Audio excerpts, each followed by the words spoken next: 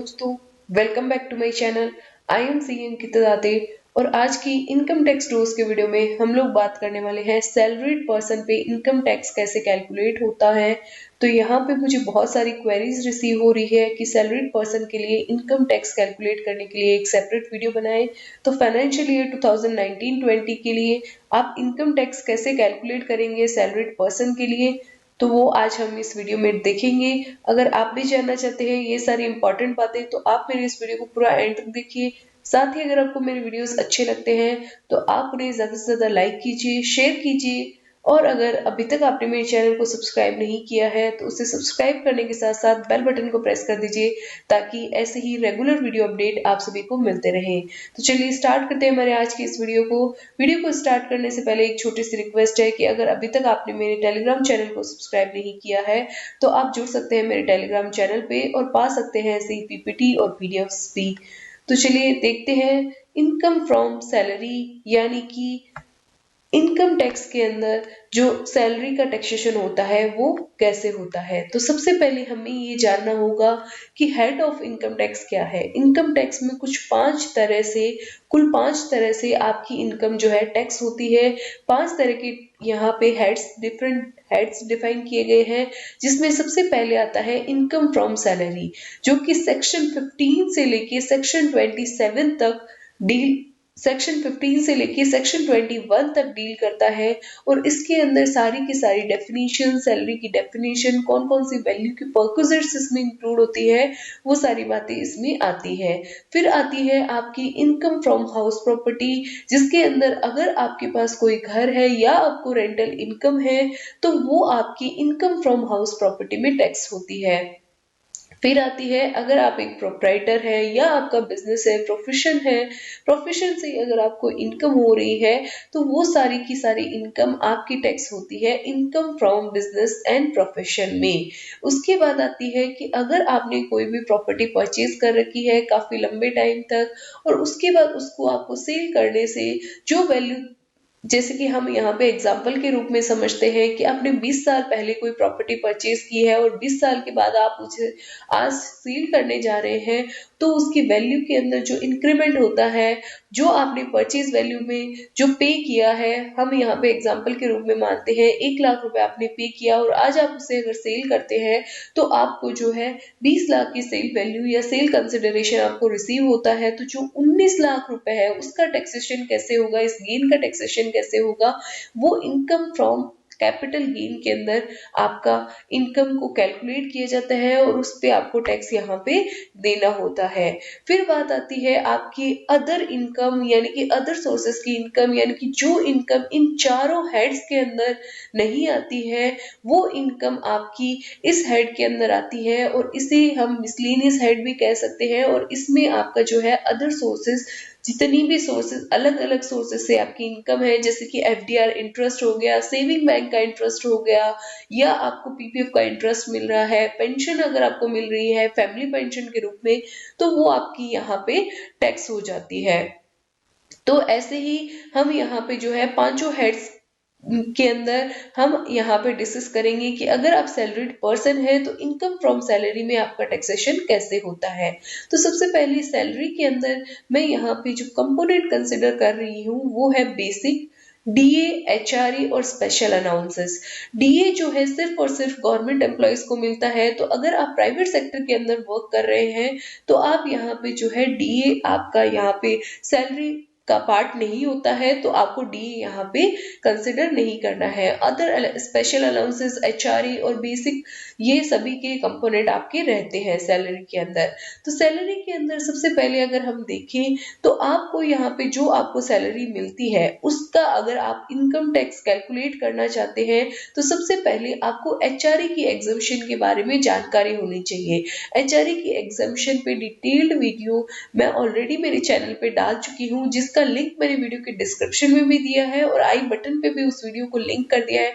आप डिटेल में अगर जानना चाहते हैं तो वहां से देख सकते हैं, लेकिन मैं आपको ब्रीफली बता देती हूँ कि एचआरए की एग्जम्पशन जो है वो आपको मिलती है 1013A की, लेकिन ये डिडक्शन सिर्फ और सिर्फ सैलरीड पर्सन को मिलती है। और ऐसे सैलरीड पर्सन जिनको एचआरए मिल रहा है यानी कि वो सीटीसी का पार्ट होना चाहिए, तभी आप एचआरए की एग्जम्पशन क्लेम कर सकते हैं। और एचआरए की एग्जम्पशन क्लेम करने के लिए आपको 3 कंडीशंस को ध्यान में रखना है। सबसे पहले आपका एक्चुअल एचआरए जो आपको रिसीव होता है। सेकंड कंडीशन है जो आपको रेंट आपने पे किया है उसमें से 10% आप सैलरी का लेस करेंगे। और थर्ड कंडीशन है अगर आप मेट्रो सिटीज के अंदर रह रहे हैं तो 50% ऑफ आपका जो सैलरी है वो आपका 50% यहाँ पे कंसिडर किया जाएगा। और 40% अगर आप नॉन मेट्रोपॉलिटन सिटीज के अंदर रह रहे हैं, यानी कि दिल्ली, बॉम्बे, कोलकाता और चेन्नई के अंदर अगर आप नहीं रह रहे हैं, अदर सिटीज के अंदर अगर आप रह रहे हैं, तो आपका 40% यहाँ पे जो है एचआरए कंसिडर किया जाएगा। एचआरए की कैलकुलेशन कैसे होगी, मैं आप सबको यही सजेस्ट करूंगी कि आप उस वीडियो से जाके जरूर देख लीजिए। फिर आपका आता है स्टैंडर्ड डिडक्शन। स्टैंडर्ड डिडक्शन जो है वो फाइनेंशियल ईयर 2019-20 से आपको 50,000 रुपए मिलता है, क्योंकि ये बजट 2019 से इसकी लिमिट जो है इंक्रीज कर दी गई। 40,000 से इसे कर दिया गया 50,000। तो ये एक नया रिलीफ और बिग रिलीफ यहाँ पे दिया गया है स्टैंडर्ड डिडक्शन के रूप में। फिर बात आती है आपकी प्रोफेशनल और एंटरटेनमेंट टैक्स, यानी कि अगर आपका प्रोफेशनल टैक्स डिडक्ट हो रखा है या आपका एंटरटेनमेंट टैक्स आपको मिलता है, तो एंटरटेनमेंट टैक्स और प्रोफेशनल टैक्स की आपको यहाँ पे जो है छूट मिलती है इनकम फ्रॉम सैलरी से। उसके बाद बात आती है कि अगर आपकी हाउस प्रॉपर्टी है और आपको यहाँ पे रेंटल इनकम रिसीव हो रही है, तो आप यहाँ पे सेक्शन 22 से लेके 27 तक की प्रोविजंस को देख के आप यहाँ पे हाउस प्रॉपर्टी का जो आपकी इनकम आती है उसको यहाँ पे क्लब करेंगे। सैलरी के अंदर आप यहाँ पे क्लब कर सकते हैं।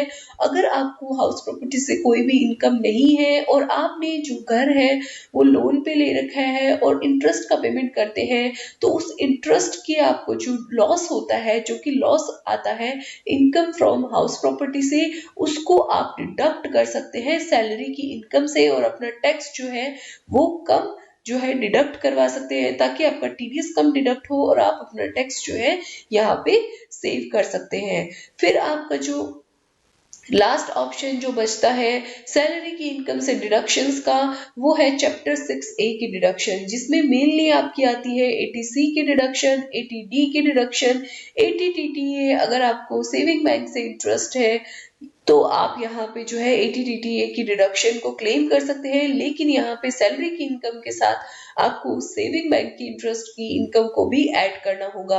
80C के अंदर आपके डिफरेंट ऑप्शंस आपको अवेलेबल होते हैं, जैसे कि आपका पीएफ का कंट्रीब्यूशन हो गया, जो प्रिंसिपल का हाउसिंग लोन का रिपेमेंट आप कर रहे हैं वो हो गया।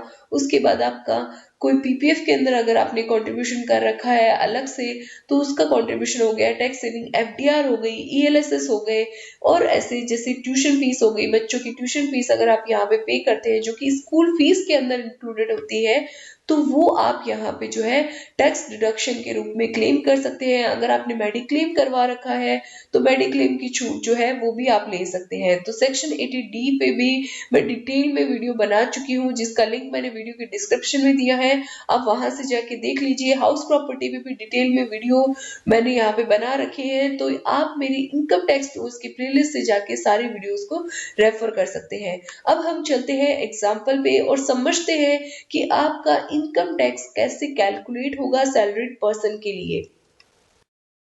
ये अब हम एग्जाम्पल को समझते हैं।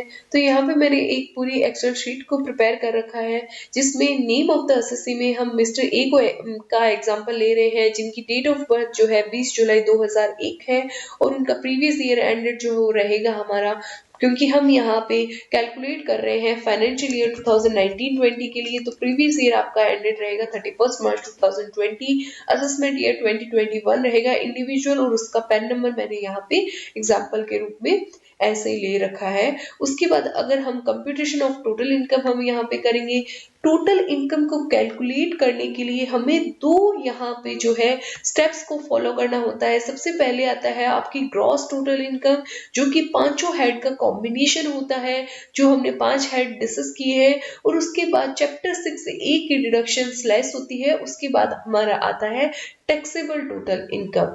तो टोटल इनकम की अगर हम बात करें तो मैंने यहाँ पे मिस्टर ए की सैलरी को जो कंसिडर किया है वो ईबीसी लिमिटेड से उसका 10 लाख का सैलरी है, 10 लाख का एनुअल पैकेज है, जिसमें से एचआरए वगैरह सब इसमें इंक्लूडेड है।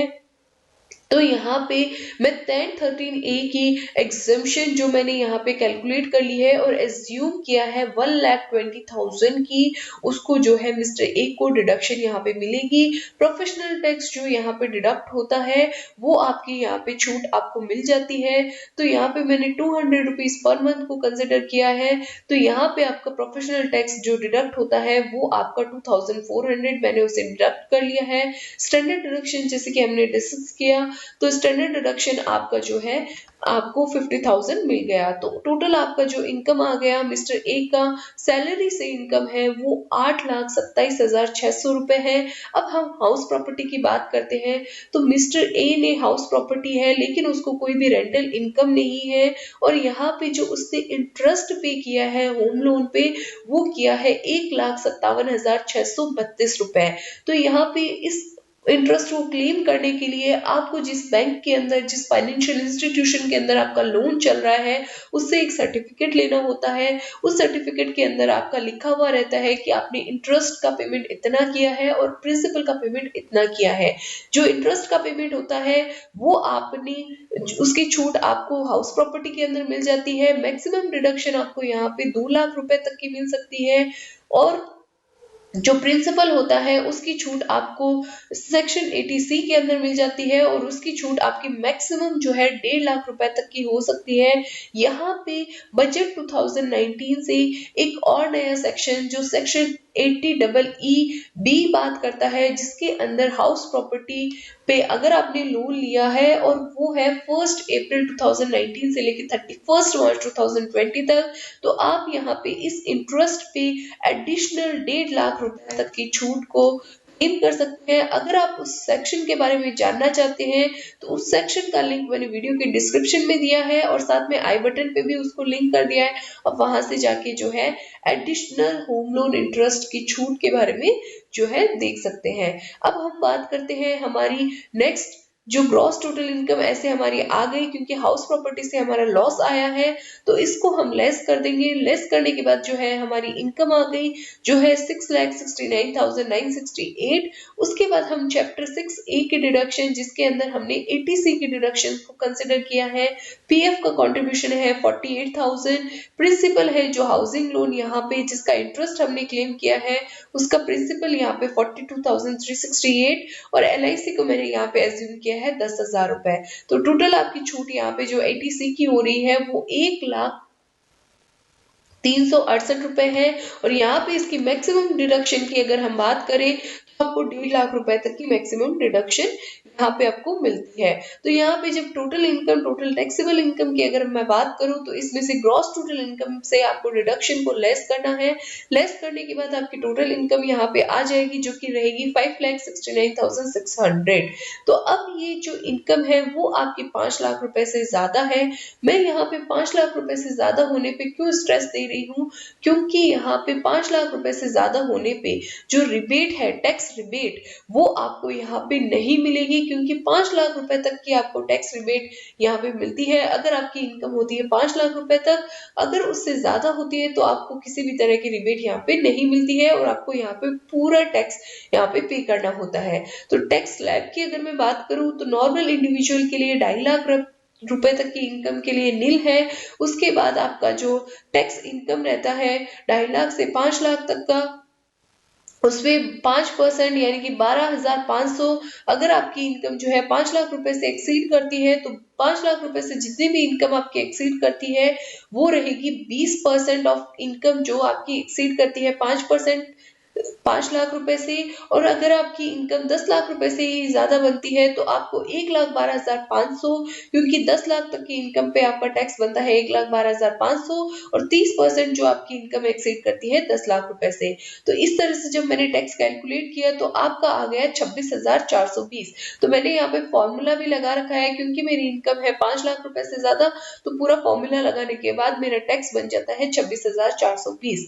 तो 26,420 जो कि आप आपका यहाँ पे आप अपने एम्प्लॉयर को डिटेल देंगे कि आपकी इनकम इतनी है, आपका रेंट का जो आपका हाउस प्रॉपर्टी का लॉस है वो इतना है, तो आपका टीडीएस भी उसी अकॉर्डिंग डिडक्ट होगा। तो मैंने यहाँ पे एज्यूम किया है मिस्टर ए का कंप्लीट टीडीएस डिडक्ट हो रखा है 26,420, तो उसका ना तो टैक्स पेबल आ रहा है ना ही रिफंड आ रहा है।